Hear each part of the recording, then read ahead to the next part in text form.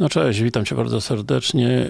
Dzisiejszy hangout zacznę od kolejnego przedłużonego prawa jazdy z kodem 68. Zobacz sobie tutaj pozycja numer 12. Oczywiście ten kod oznacza to, że ktoś był przebadany w Wojewódzkim Ośrodku Medycyny Pracy i wpisano mu zakaz spożywania jakiejkolwiek ilości alkoholu, a ta jakakolwiek ilość alkoholu to jest nawet ta, która świadczy o poniżej wykroczenia, prawda, czyli norma jest od 0,2 do 0, przepraszam, wykroczenie jest od 0,2 do 0,5 promila, powyżej 0,5 promila jest przestępstwo.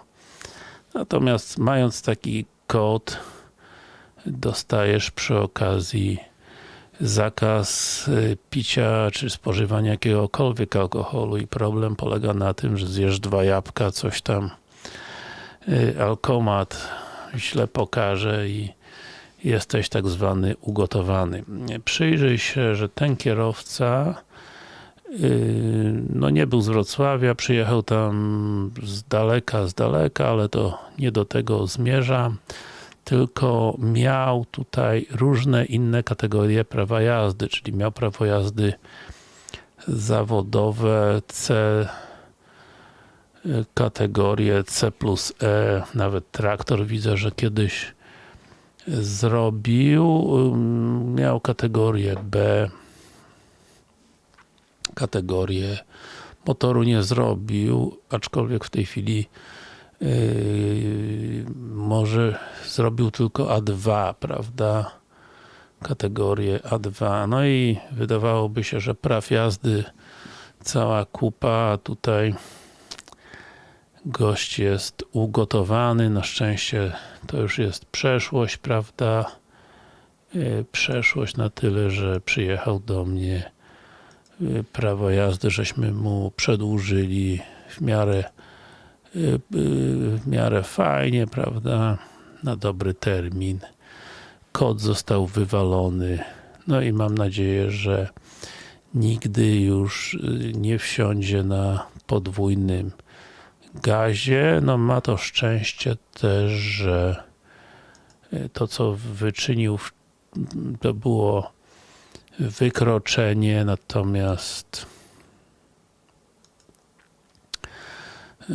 natomiast no, zbyt mądrze jako kierowca zawodowy mimo wszystko nie uczynił. Także jeżeli jesteś na czacie, to bardzo Cię proszę, abyś tutaj na czacie napisał, czy mnie słychać, czy mnie nie słychać, czy jest wszystko w porządku. Jeżeli jest wszystko w porządku, to lecimy dalej. Jest też możliwość dzisiaj zadzwonienia do mnie. Tutaj mam telefon, no i porozmawiania przez ten telefon, prawda? Nawet przy okazji możesz zobaczyć, jak wyglądają moje kamerki, prawda? Jedna kamerka, druga kamerka, prawda? I jeszcze tam gdzieś jest trzecia kamerka, aczkolwiek odbiór jest tylko z tej jednej kamery, prawda? Gdzie to widzisz, to takie światełko, prawda, palące się. Także telefon 783 273 335. Jeżeli chcesz zadzwonić, to przygotuj sobie jakieś pytanie i chętnie odpowiem. Natomiast jeżeli nie chcesz zadzwonić, no to napisz to tutaj pytanie na czacie. Także dzięki Tomasz, dzięki Maciek, słychać, to lecimy dalej. Zadał mi ktoś z Jaworzna Śląskiego pytanie. Dzień dobry, chciałem zapytać o badania na kwalifikowanego pracownika ochrony. Posiadam grupę drugą, niedosłuch. Czy to dyskwalifikuje mnie do wpisu na listę kwalifikowanych pracowników ochronnych? Nie staram się o pozwolenie na broń, prawda? Powiem szczerze, tak naprawdę zdefiniowane jest w pracownikach ochrony najbardziej, jakich chorób ma nie być, jeżeli chodzi o stan psychiczny, prawda, czyli tam różnego rodzaju alkoholizmu, schizofrenii, jakichś tam zaburzeń osobowościowych i tak dalej. Na tym się zna psychiatra.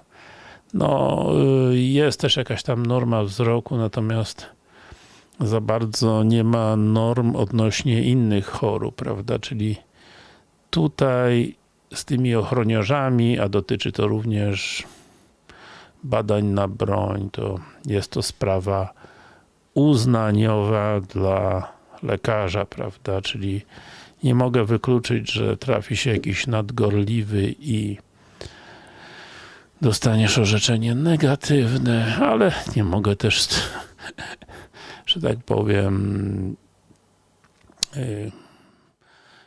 wykluczyć, że trafisz na kogoś sensownego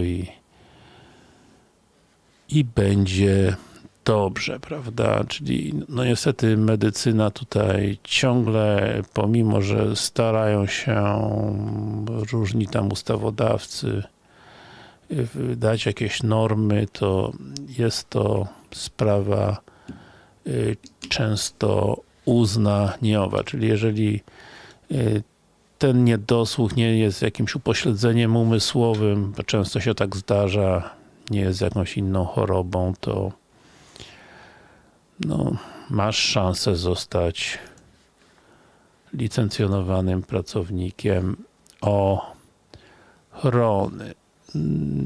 Jeżeli zrobię teraz taki przerywnik odnośnie mojej pracy zawodowej, zbliża się czas, kiedy będę pracował, że tak powiem, na 2 baty w 2 ośrodkach medycyny lotniczej, prawda, czyli w Głównym Ośrodku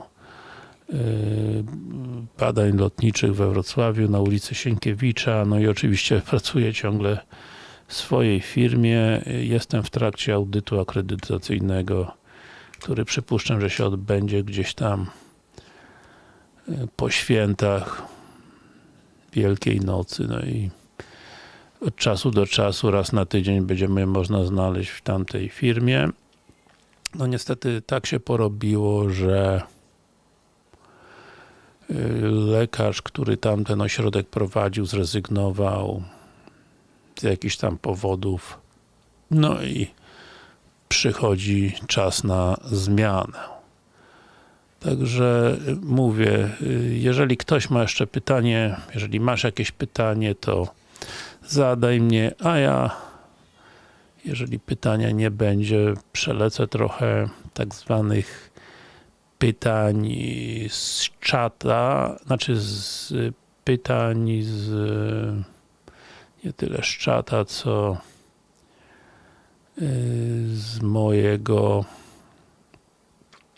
z pytań z komentarzy, których tam wcześniej nie omówiłem. Tutaj jest dosyć ciekawe, tutaj jest takie dosyć ciekawe podejście do filmu widzenie obuoczne, a badania wysokościowe do 3 metrów i pan Piotrek mówi: najgorsze, że te wszystkie prawa ustanawiane są przez ludzi, którzy są wybrani spośród nas. Od 12 lat pracuję za granicą. Nikt nigdy w pracy fizycznej nie pytał mnie o takie badania, to raczej ja z uwagi na bezpieczeństwo mogę swoją niezdolność zgłosić do pracodawcy. U nas większość lekarzy medycyny pracy to emeryci, którzy dorabiają na swoim stanowisku, utrudniają życie pracownikowi, z którego podatków są utrzymywani. To taka polska farsa, która jedna z wielu mnoży się jak grzyby po deszczu. No jest tutaj jakieś ziarno prawdy. Znam paru lekarzy nadgorliwych, rozdzielających włos na 4.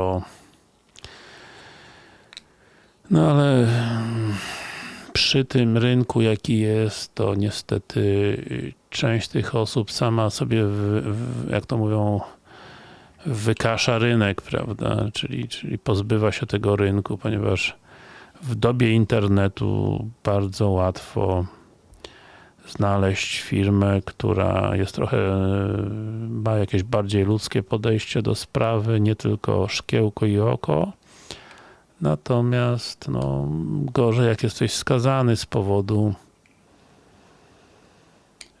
na przykład umowy z taką firmą, prawda? Szczególnie firmą korporacyjną. Tutaj mam pytanie, bo zatrzymano mi prawo jazdy kategorii B ze względu na przyjmowanie środków psychoaktywnych. Nigdy nie byłem zatrzymany pod wpływem, tyle że mam historię leczenia psychiatrycznego. I zatrzymali mi to prawo jazdy, posiadam bezterminowe, prawda? I teraz muszę zrobić badanie, a waham się, że może być coś nie tak. Mogę nawet zostać pozbawiony ponownego egzaminu ze względu na historię. Czy mogę być pozbawiony ponownego egzaminu ze względu na historię leczenia psychiatrycznego? No i niestety tutaj wszelakiej maści prokuratorzy, policjanci czy inni wiedzą, że można napisać do Wydziału Komunikacji z takim wnioskiem, że dana osoba, że są podejrzenia co do składu, że tak powiem, może nie co do składu, tylko podejrzenia co do stanu zdrowia i no, prokurator wie, jak leczysz się psychiatrycznie, jeżeli się tam przyznałeś jeszcze do jakiejś tam używania maryśki, czy innej pelaśki, prawda, czy innej amfy, no to jesteś uzależniony od narkotyków. Jeżeli jest przemoc domowa, no to często jest alkohol w to wmieszany i uzależnienie.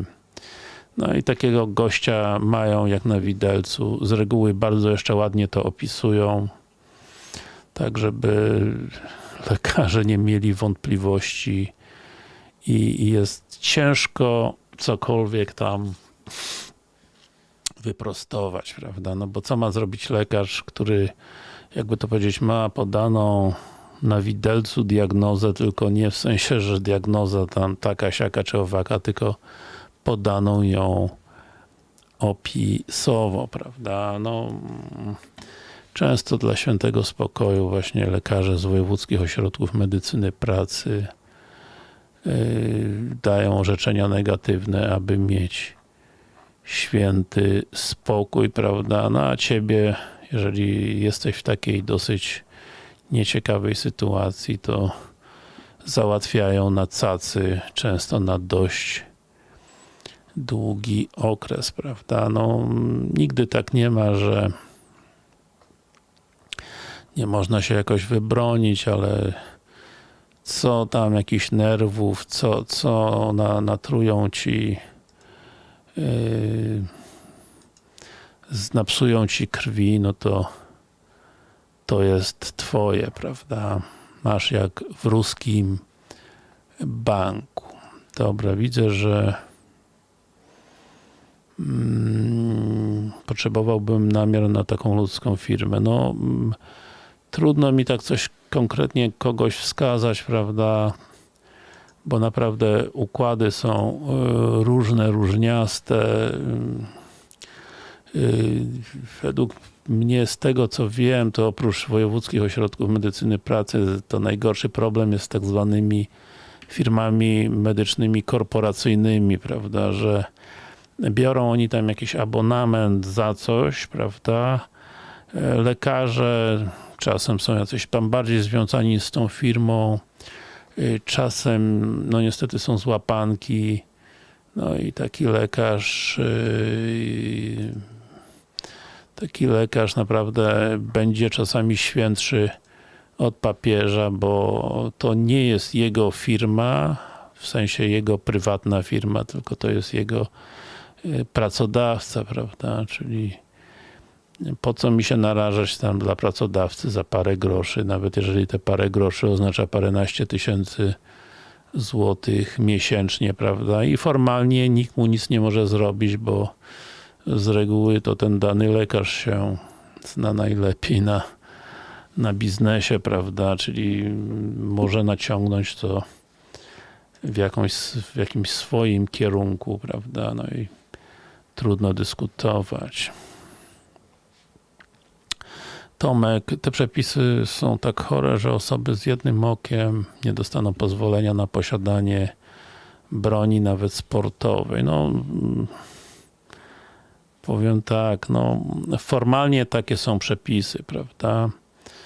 Aczkolwiek jeżeli chodzi o broń sportową, to jest to dla mnie totalna głupota, no bo no powiedzmy, że to jest jakaś tam broń tam niesportowa, prawda? Znaczy sportowa, to jak mierzysz, to bierzesz to muszka ze szczerbinką i drugie oko zamykasz, prawda? No, pytanie ci, co to przeszkadza przy broni sportowej, prawda? Muszka ze szczerbinką ma być zgrana, a dwoma oczami to raczej jak strzelasz, to coś takiego jak jakiś szeryf, prawda? Także no takie są przepisy i jakby to powiedzieć, aczkolwiek mówię, ja bym się zastanawiał, jeżeli byłaby to tylko broń sportowa, to sprawa jest do dyskusji, do jakiegoś tam minimalnego naciągnięcia, prawda? Najważniejsze z bronią to tutaj jest co masz w dyńce, prawda, żebyś nie wziął tej broni, gdzieś tam ludzi nie postrzelał, jak to się dzieje w Ameryce dosyć często, te wszystkie jakieś tam szkolne strzelaniny i tak dalej. Natomiast no, jak ktoś jest szurnięty w Polsce, to z reguły nie potrzebuje broni sportowej, tylko bierze jakiś nóż i załatwia to jak ten ziom, który zabił te dwie osoby i się tam oddał potem w ręce policji. Kto mu tam pod rękę wpadł, tego zabił i tyle. Daniel, cześć. Ja mam ukrytego zeza, co prawda dostałem okulary, ale ciekawie mam widzenie obuoczne. Ciekawe, na wózki widłowe przeszedłem wszystkie testy, czyli to nie reguła. Znaczy, jak masz widzenie obuoczne, to czemu miałbyś nie przejść tego badania okulistycznego, prawda?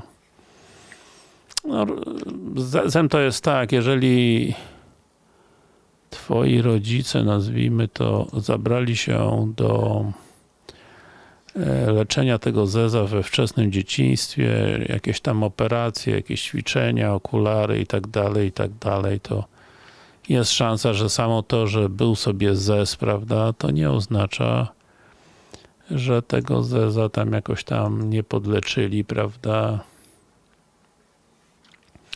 No i wszystko się dobrze, tak jak w twoim przypadku, skończyło, prawda. Mówię, jeżeli masz jeszcze jakiekolwiek pytanie, to chętnie usłyszę. Tradycyjnie tam zrób to tam po lewej stronie, prawda, na czacie. Jeżeli oglądasz już w powtórce, to zrób to w komentarzu do tego wideo. Natomiast jeszcze mam taką jedną sprawę, że podjąłem współpracę z lekarzem psychiatrą i być może dogadam, znaczy na razie on pracuje, tylko bada mi ludzi do broni, do ochrony i wszelakich takich powiązanych spraw, natomiast być może mi się uda go namówić, żeby otworzył sobie gabinet psychiatryczny w mojej przychodni. Także psychiatrę miałbym na miejscu, prawda? Może nie cały tydzień, ale ułatwia to taką rzecz, jak no jest po prostu gość pod ręką, prawda? Nie trzeba go szukać. kiedy jest potrzebny, prawda? Dobra, jeżeli jest jakieś pytanie, to serdecznie zapraszam, ponieważ powoli już będę kończył. Wydaje mi się, że 20 minut hangoutu to jest zupełnie wystarczająco, ponieważ minęło 3 miesiące nowego roku. Mogę, że tak powiem, zrobić takie małe podsumowanie tego pierwszego kwartału. No i można powiedzieć, że na razie mi ciągle żre, prawda? Nie wiadomo, na ile te lepsze finanse moje są skutkiem większej inflacji, prawda? Która niestety zżera i twoje, i moje oszczędności, a na ile to po prostu jest więcej pacjentów, prawda? Bardzo dużo mam niestety ludzi z Ukrainy i to przyjeżdżających nawet z dość daleka tylko po to, żeby się u mnie przebadać. No, nie jestem jakąś ruską onucą, ale przydaje mi się znajomość języka rosyjskiego, którą niestety posiadłem jeszcze za czasów komuny, prawda? I nie byłem zbyt pilnym uczniem, ale coś tam, jakaś pamięć mi została po tym języku. Pamiętam jeszcze litery, potrafię coś przeczytać. No i dosiadłem tego konia i jadę. Fajnie jest to, że nawet się za bardzo nie obrażają, że gadam po rusku, a nie po ukraińsku, ponieważ najważniejsza jest komunikacja, prawda?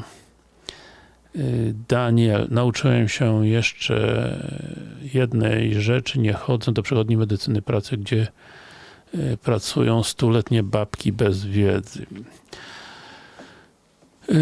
No dobrze, że ruszyłeś, Daniel, tych stuletnich babć i niestety we Wrocławiu pada jedna przychodnia, która zatrudnia taką babcię jako jedynego czy głównego lekarza medycyny pracy. Ta pani bodajże, oczywiście nie powiem nazwiska, nie powiem przychodni, jest 1936 rocznik, jest ciężko chora, no ale w pewnym sensie poprzedni pracodawca żerował na tym, że potrzebowała parę groszy, no i ją zatrudnił, prawda? No,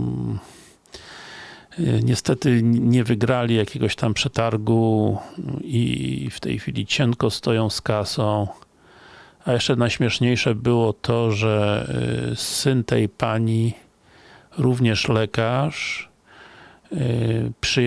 swoją firmę umawiał nie do tamtej firmy, tylko do mojej firmy, prawda? Czyli mając lekarza medycyny pracy w domu, wolał załatwić sprawę u mnie niż u własnej rodzonej matki, prawda? Czyli świadczy to o jakimś tam problemie komunikacyjnym tej pani i no mam na razie 59 lat, idzie mi 60 i tylko no mam nadzieję, że trochę nie walnie mi po deklu jakaś tam miażdżyca, wylew, udar czy coś, że jako facet szybko zmienię się w jakiegoś takiego otępiałego gościa, prawda, pierdolącego 3x3.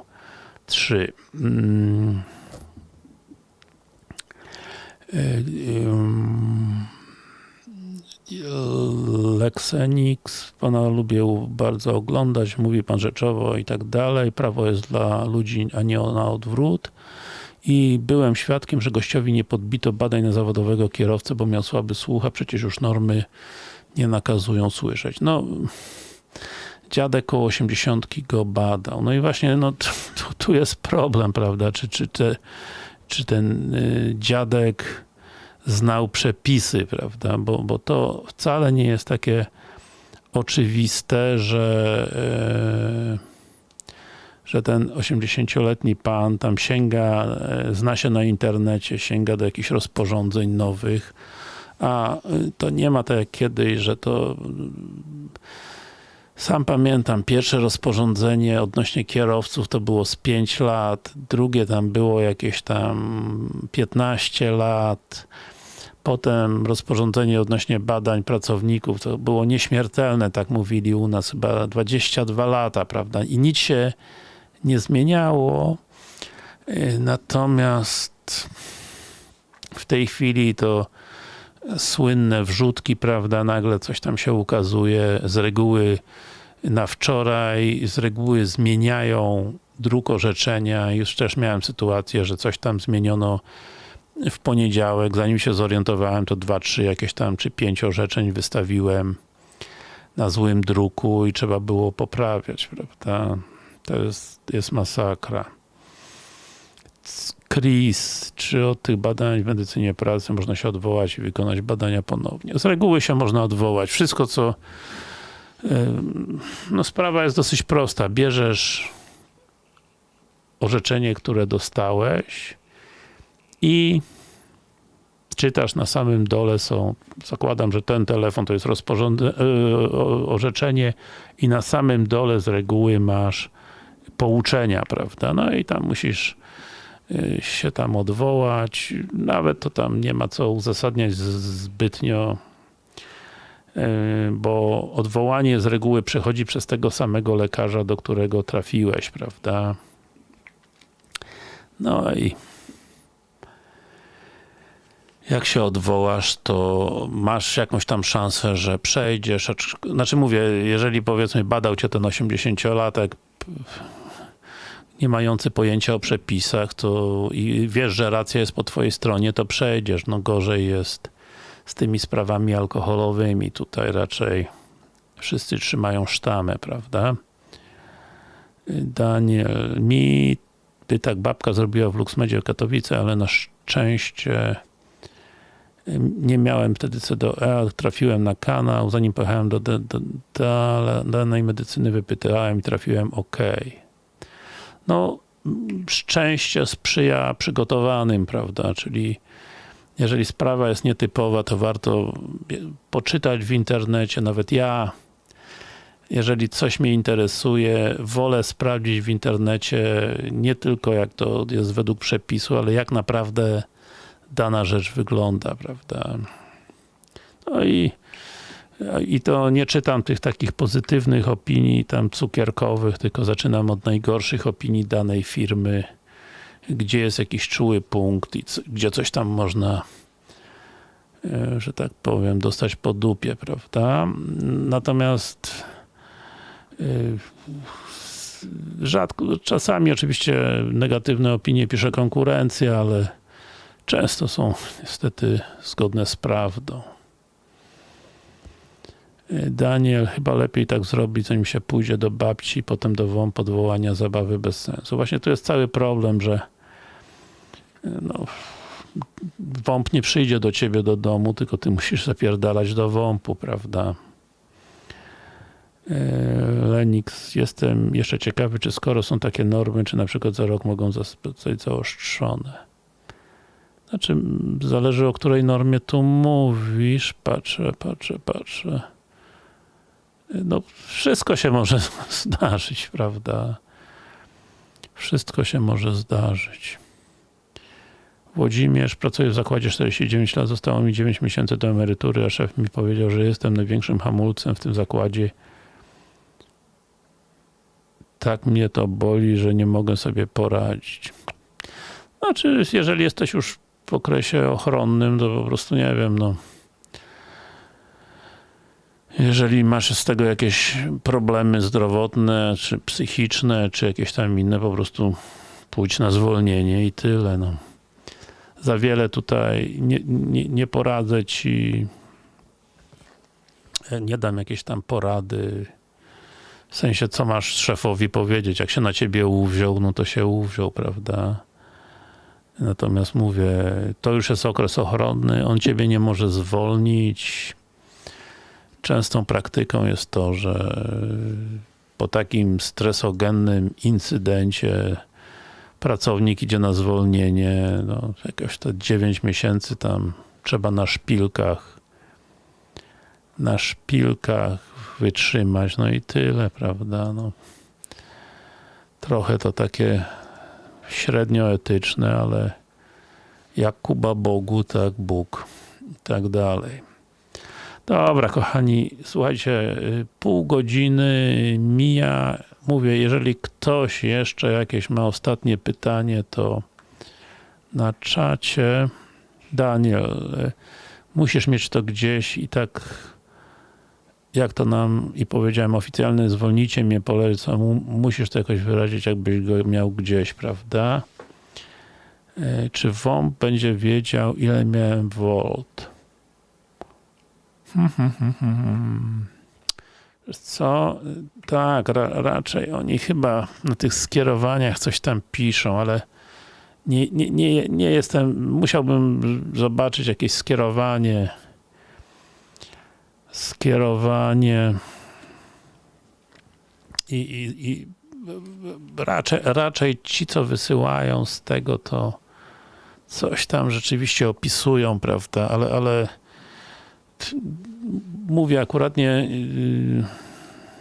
te skierowania WOMP-owskie nie dochodzą do mnie, tylko do WOMP-u i w tym momencie nie pamiętam dokładnie, jak ono, czy tam piszą, czy nie piszą. Raz piszą, raz nie piszą, prawda, ale im więcej było, tym gorzej.